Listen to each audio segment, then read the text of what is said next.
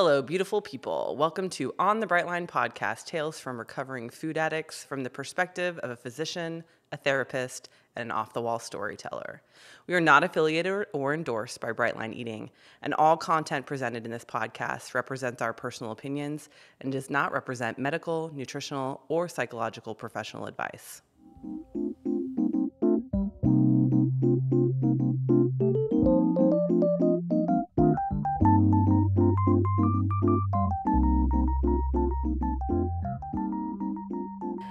So today we are going to talk a little bit more about our background with weight and food. And so I think that it's important to kind of talk about where we've come from to look forward to where we're going and where we are currently. So that's what we're going to focus on this episode is our past and our relationship with weight and food. So Bonnie, I'm going to throw the question to you. So what has your relationship with your weight looked like in your life in the past?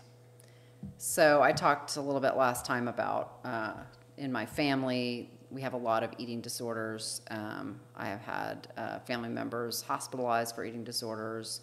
My mother has an eating disorder, and she would, withhold food from herself and occasionally would purge. And I remember her telling me that, if you go to a restaurant and you feel really full afterwards, you could just stick your finger down your throat and get rid of it, and that will help you feel better.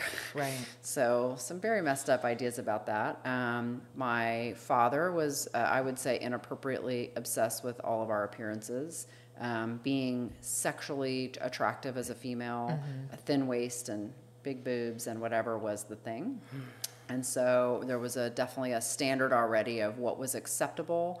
And I remember from pre-puberty, constantly looking at myself in the mirror and sucking in my stomach and feeling like I already had a little pooch and that was something that was wrong with me. I remember thinking when I was I was a teenager in the 80s, early 80s, and I remember everybody was getting our belly button piercing. And I remember thinking, when I get my stomach flat, I'm going to get my belly button pierced. It was I was 14, 15. I was the thinnest I'm ever going to be, right? I'm just right. And already it was just I'm not good enough. I'm not good enough.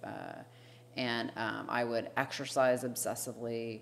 Of course, I didn't relate anything to food. And again, because food was frequently withheld, my portions were very tightly controlled by my mother. We weren't wealthy, and so food was just limited too. So the budget was what the budget was. But I just remember feeling, again, constantly inadequate and thinking my thighs were too fat and my stomach was too fat. And that has been my whole life. I definitely, like I said, used exercise obsessively to get rid of that. I'll just work it out. And that kind of worked to a degree when I was younger. When you have great metabolism, it kind of works. But I have never been happy with my body. At any age, there's no age where I felt good. I felt good in my skin, where I felt confident or I felt like I looked good. I always felt like probably people were judging me for not having the body I should have. And into adulthood? Oh, definitely. Okay. Definitely. I'm at maintenance. I'm pretty comfortable with the weight I'm at now. Yeah. And I was riding my bike the other day, and I just looked down and I'm like, I'm so fat. It's so messed up, so right? automatic. It's a disordered body image. I know Yeah. I have disordered body image, and I used to describe it to patients when you're looking in the mirror, you have a pair of glasses on that make you look differently than you really look. And I definitely have that, and it's so interesting because I'm in my frontal lobe, and I'm at a healthy weight. I have a healthy body that's going to carry me through my life in a wonderful way and do the things I need to do.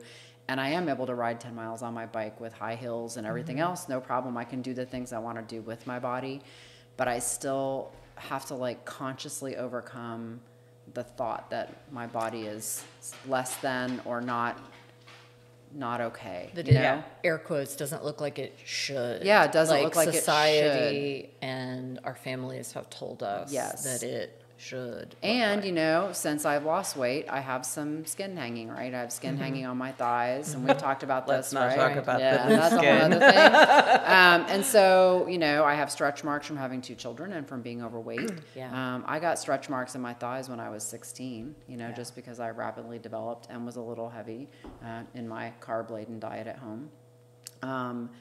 Yeah, so I think that's a constant thing, is also adjusting to the reality that, you know, I'm in my mid-50s, and that fantasy of, you know, that I'm going to get that flat stomach and have that belly button ring, right? I mean, that's just not going to happen. I mean, it could happen. I could just embrace who I am You and could. get You that get a belly belly button button Get ring. the belly button ring. Yes, get But the that's belly our button next ring. it's not gonna look the way I imagine.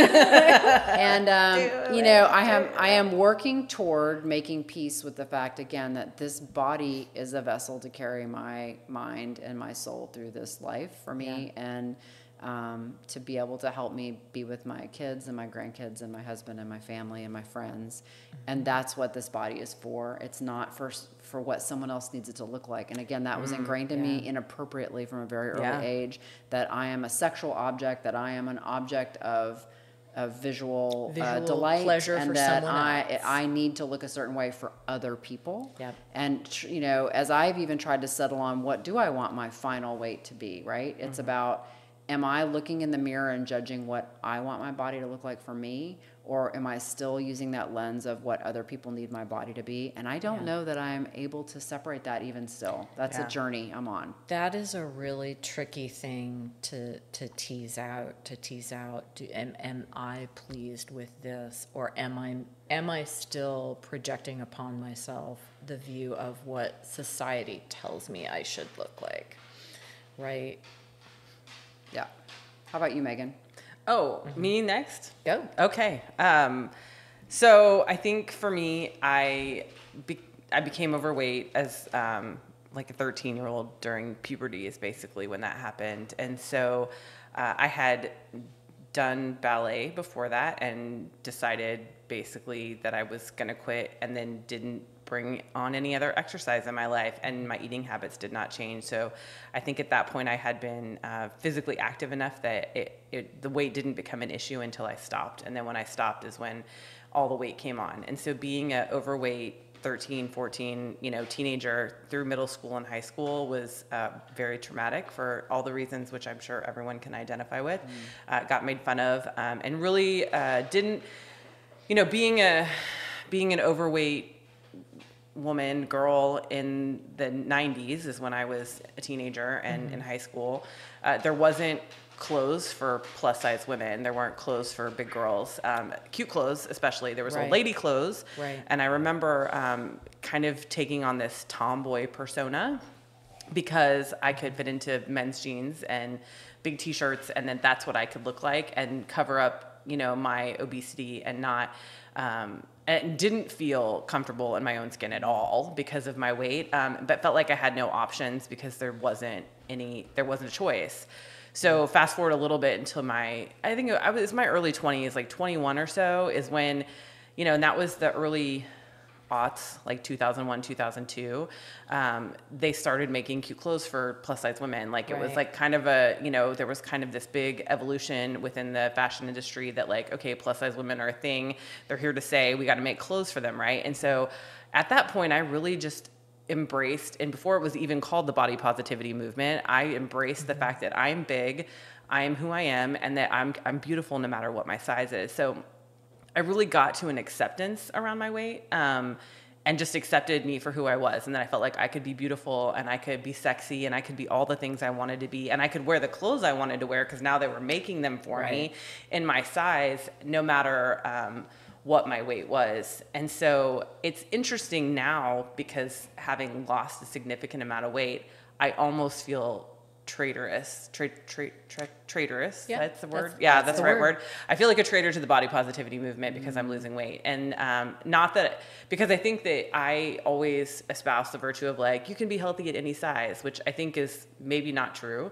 I don't necessarily know that I believe that anymore, but I do think that you can love your body any size. I think that's really important. That's one thing that I think that I will continue to impress upon people and encourage people is to love your body no matter what size you are, because I think the only way that you can start doing the inner work that it takes to do this work to lose the weight and to understand the relationships with food and why we abuse food the way we do is to really love yourself, like, just for who you are. So I'm still struggling with body image. I think I will always and forever, like Bonny, have body image issues. I definitely have some dysmorphia as well, especially as my sizes have gone down. I hold up the clothes that I wear now and I look at them and they look like children's clothing because they're so much smaller than I've ever worn. And then I think they're never going to fit on my body. And then I put them on my body and they fit. And it's like, oh, you know, like it's very dysmorphic, like just kind of off kilter feeling. And so, I mean, I think that we'll talk about loose skin later. I don't want to get into that now. That's my big thing, guys, just so everybody knows. My issue is loose skin. I will have a lot of it. I have a lot of it and I will have a lot more. So I struggle with that because I do want to be a bikini model. I don't really want to be a bikini model, but I do like to wear, you know, tank tops. I'm wearing a tank top right now. You can't see that. Those of you who listen to the podcast in shorts and that sort of thing. And I want to be able to love my body the way it is, but also maybe not carry what I feel like is a scar of being overweight for so long, which is what I feel like the loose skin is. But again, we won't go there because that's a whole nother conversation. Right. But I definitely have body acceptance, and I feel like I've had that for a long time. Again, I wasn't shamed by my parents at all for my weight. There was no amount of shame that I felt for being overweight. And so I was thinking that, like, that's the difference, right? Is that, you know, the upbringing, if you're raised to need to be a certain thing, it just, that's what creates that. Absolutely. You know, I've always admired that the body positivity that you've had. You know what I mean? Because I never felt as comfortable in my skin at a size 8 or a 10 as you felt in your skin at your highest weight, right? Because you just projected that I am beautiful for who I am. And I just, that's definitely, like, you know, my aspirational concept. And I'm grateful, obviously, to be married to a person who is very accepting of my body no matter what weight it is. So I will say that too. Like, I know that everybody doesn't have a partner or doesn't have people in their life that are your parents or whatever that are accepting of that. So I'm very grateful to have that as well. So Robin, did you have thoughts about your weight growing up and now as an adult?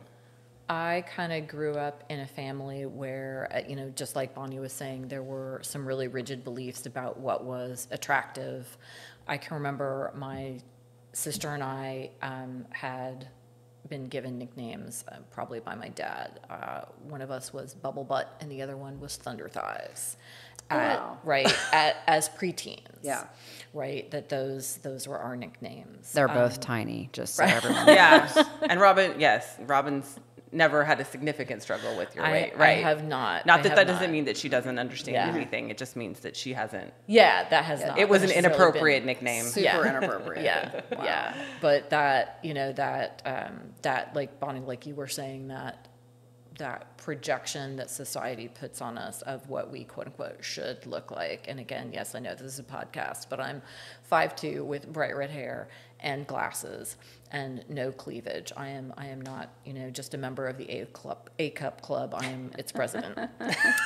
And so there's that feeling of that I don't look the way I was, you know, the way society expects me to look. Or the way your parents wanted you to look. Right, yeah, I can remember my dad saying, oh, it's such a shame you're not going to have a date because you're not blonde with, you know, big boobs. So that.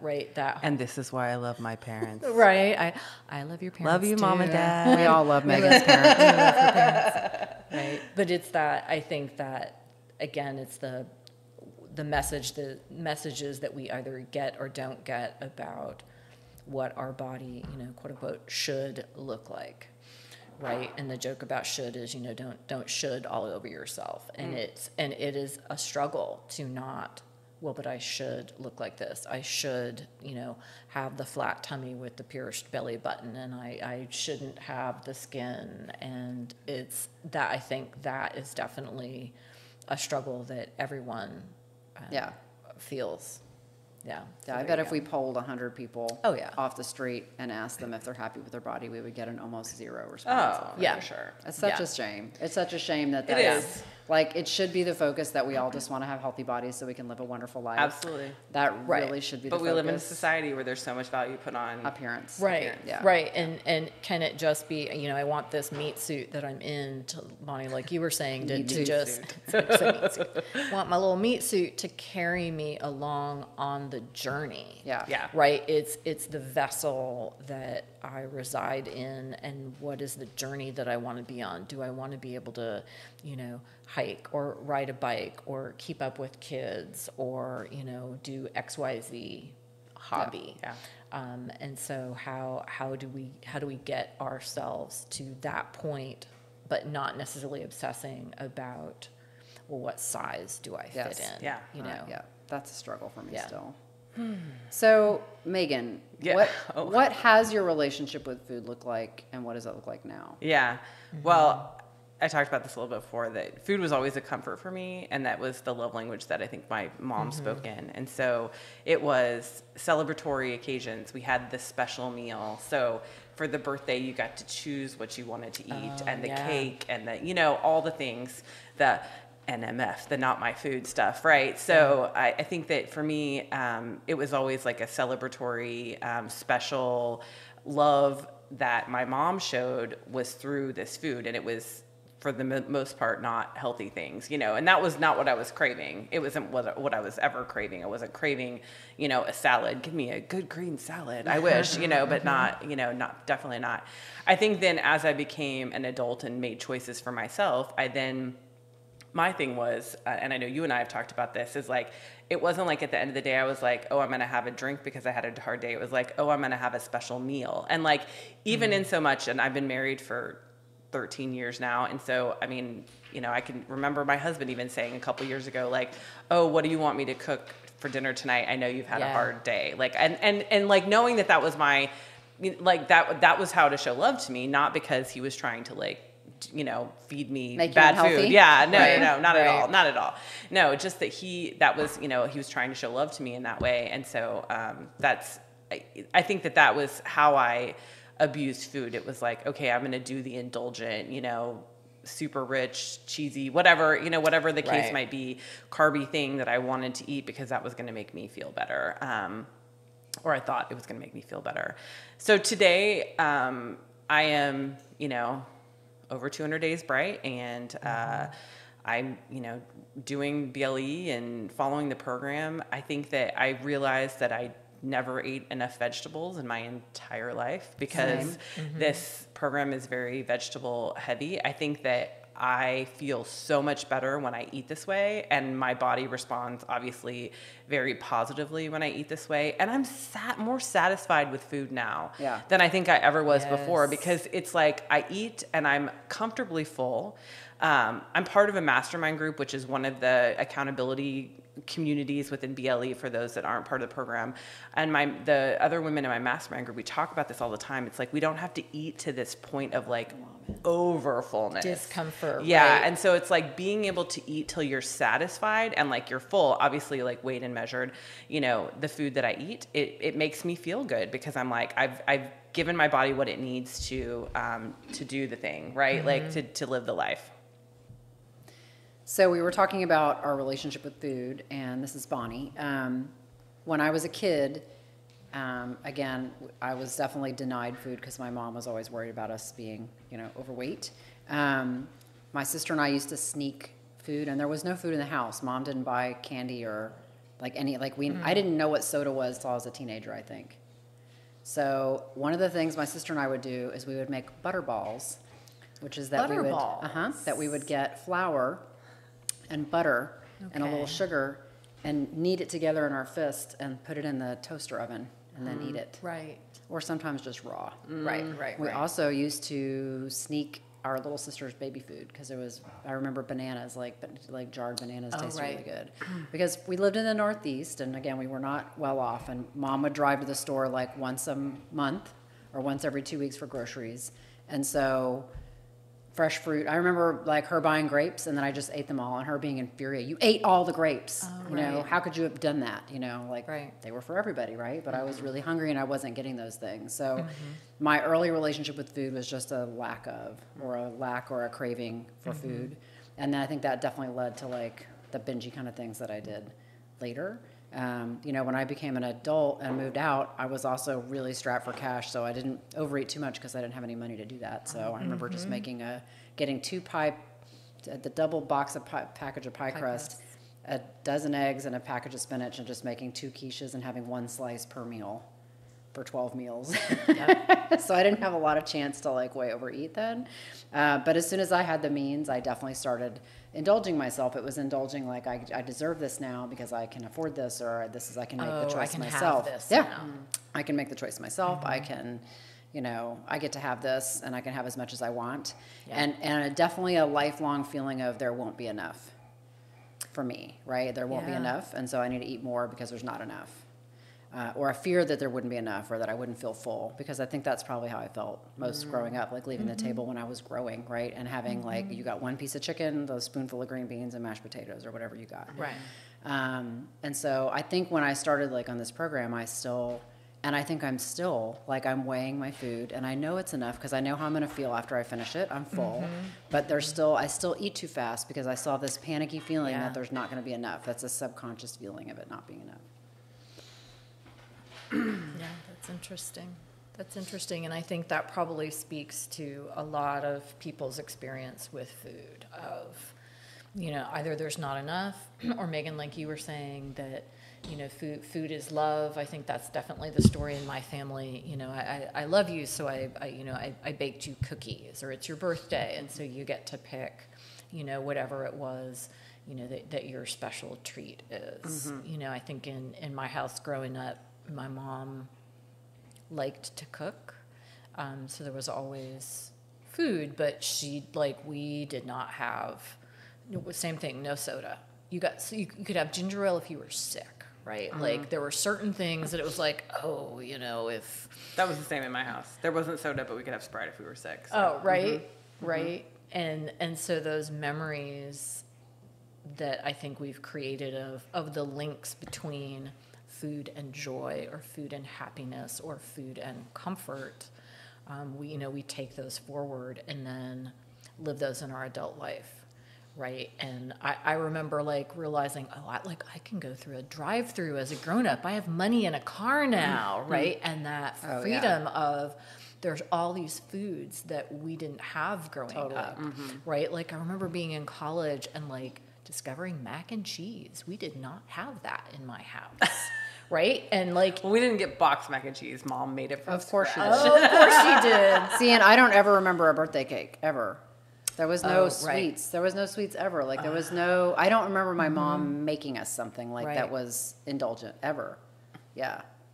Right. Because again, that message of we can't have sweets because heaven forbid... We might get fat. We might get fluffy. Yeah. Yeah. Yeah. Yeah. And I think that message was certainly present in my household, but not to that extreme. And my mom had hidden M&Ms for herself. So guess what? Oh. There was some things happening. Wow. Yeah. So no wonder you had to make sure you got yours. Yeah. Yeah. Yeah. Yeah. some mixed messaging going on, There we quite go. for sure. Yeah. Any other thoughts about your relationship with food growing up? No, I think we certainly ate like a good variety. My mom, was big on vegetables. We had like a little garden, and her parents had always had gardens. Awesome. So I think that was just a little bit different for us. Yeah.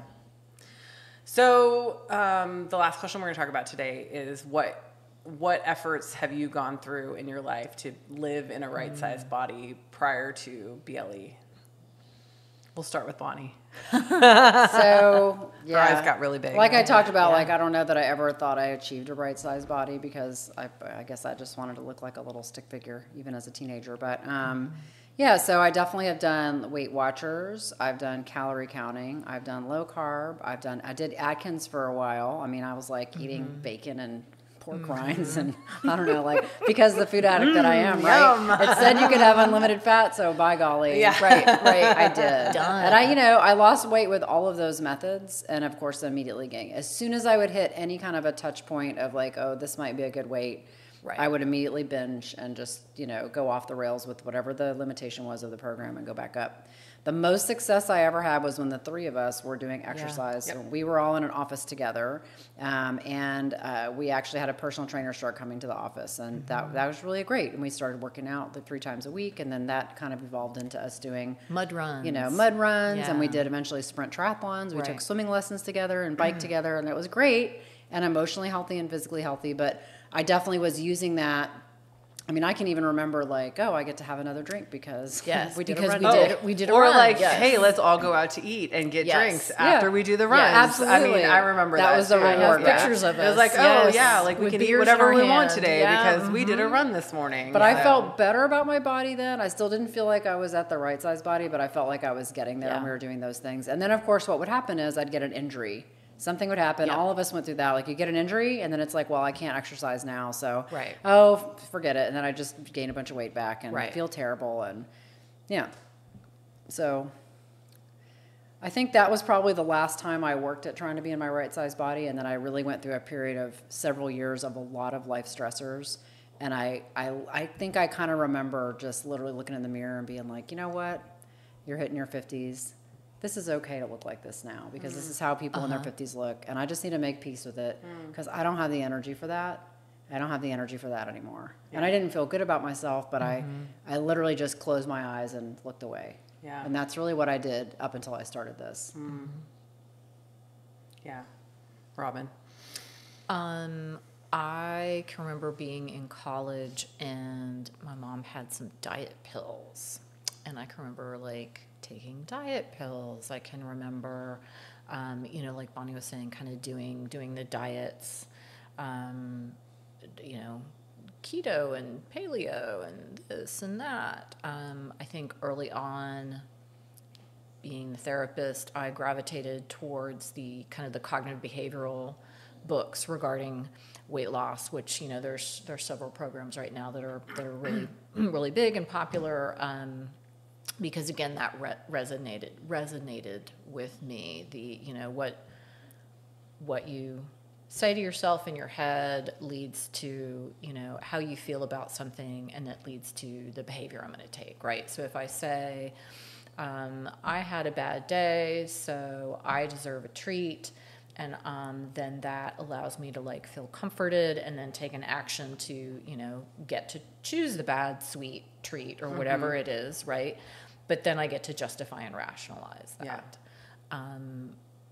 So I think for me, that was, same thing, all the exercising, and I enjoy exercising.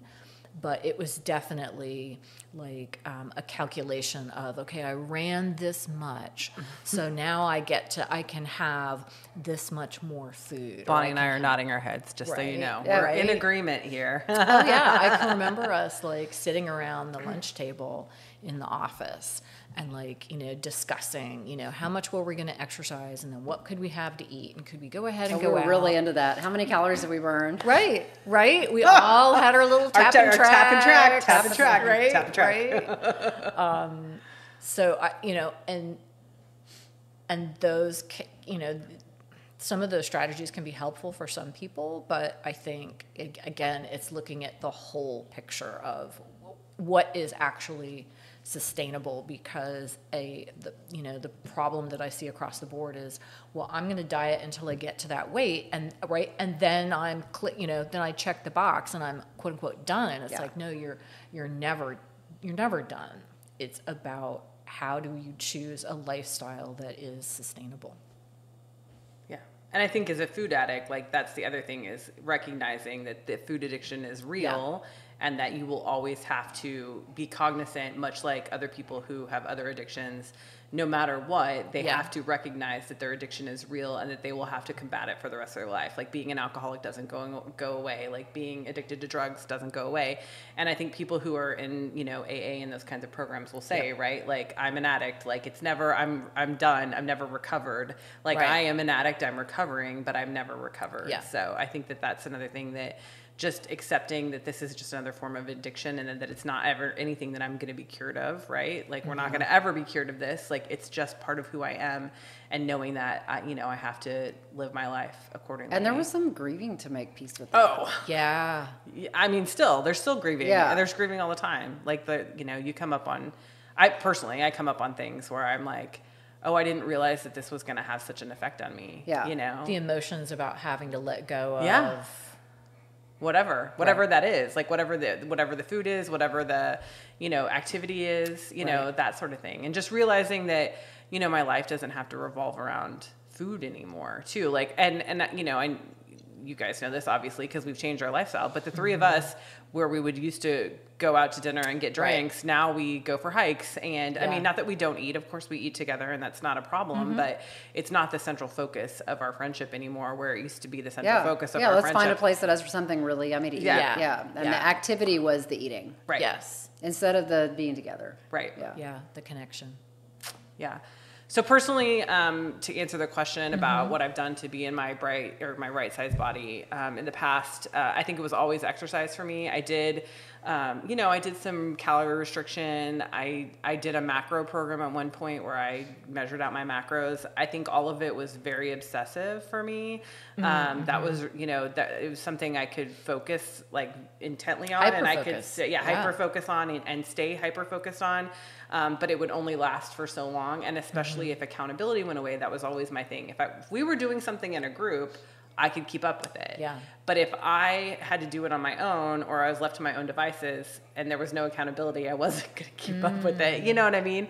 And so, that happened with the macro tracking I was doing, which is the last thing I did before I started BLE, was a program that I had a coach, and then the program fell apart, and then I totally went off track. Like, that's what I just was like, nope, not anymore. But I think I used exercise for a long time to, like we talked about, like we'd track our food and decide what we could eat based on. I remember going to the coffee house and we can have pancakes because you remember we can have pancakes today because we did our run this morning or whatever. Right. So it's, it was definitely our whole personality back then, like what we could eat based on the amount of exercise that we did. And I think the one thing that I will say too that has totally changed everything is that I really haven't done much exercising. I mean, I say that I do hike, but like I haven't, like I don't do an exercise program. I don't work out a specific amount of time every day. I don't run. I hate running. Like, mark my words, I hate to run. And if I never have to do it again, I'll be happy. I hate to run. But I mean, we used to triathlon. I had to run, and it was torture. It was horrible. So I wonder how it would feel though in your right size body. I don't think I would like it anymore. Let's be honest. I don't like to run. I love to hike. I hate to run. But anyway, so I think I would punish my body a lot with physical exercise too. It's like, I ate poorly, or I'm gonna eat poorly, so I have to endure whatever this discomfort is for an amount of time. And I think what has been so freeing for me about BLE is like changing my food and the way I eat means not that exercise is great. Like, I think we should be physically active, and I think there's definitely merits to that, but I'm not forced to do something that I completely hate to counteract the food that I'm eating anymore. And like, what a revolution, like in my life, to not have to think about exercise and activity in that way. It's activity that I want to do. It's activity that I want to enjoy, but my food is completely separate from all that because my food is automatic, right? The food I eat is the food I eat because of BLE. Yeah, instead of eating poison and then taking an antidote, you're just not eating poison. I'm just going to choose not to poison myself today. Oh, shocker. Plot twist. Yep. So those are our thoughts for today, and we appreciate you guys tuning in, and stay tuned for next time.